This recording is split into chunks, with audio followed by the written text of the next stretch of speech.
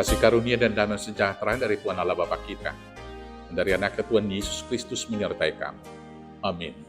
Selamat pagi saudaraku.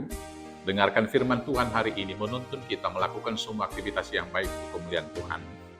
Itu dari firman-Nya Pengkhotbah pasal 4 ayat 9. Demikianlah firman Tuhan. Berdua lebih baik daripada seorang diri, karena mereka yang menerima upah yang baik dalam jerih payah mereka. Berdua lebih baik daripada seorang diri, karena mereka menerima upah yang baik dalam jerih payah mereka. Saya akan bacakan ini sampai dengan ayat 12.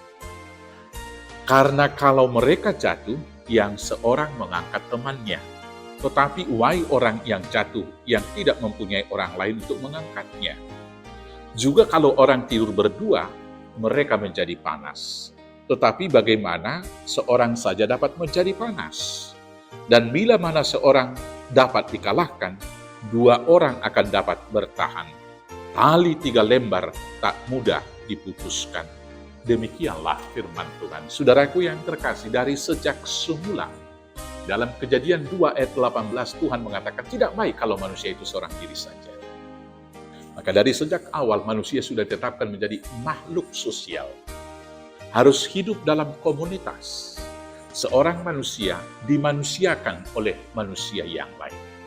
Dan kemudian dalam hidup komunitas itu, seorang manusia tidak pernah sekaligus memiliki sumber daya 100%.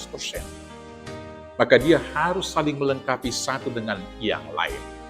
Dan dalam kehidupan yang demikianlah, manusia itu membangun persekutuan.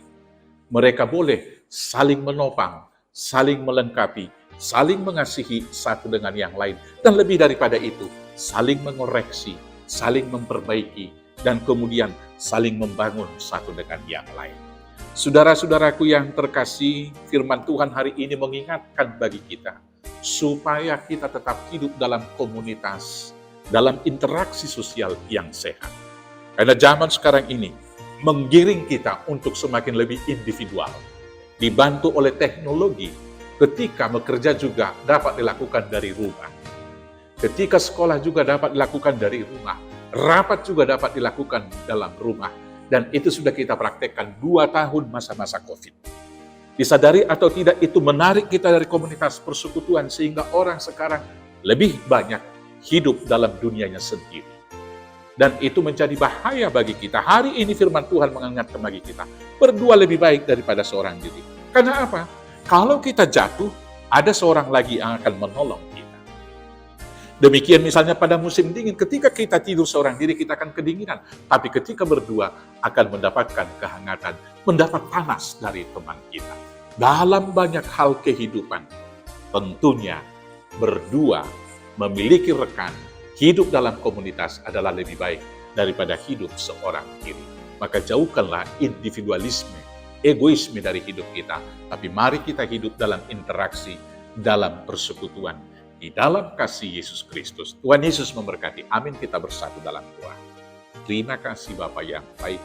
Ajar kami senantiasa hidup dalam persekutuan yang rukun.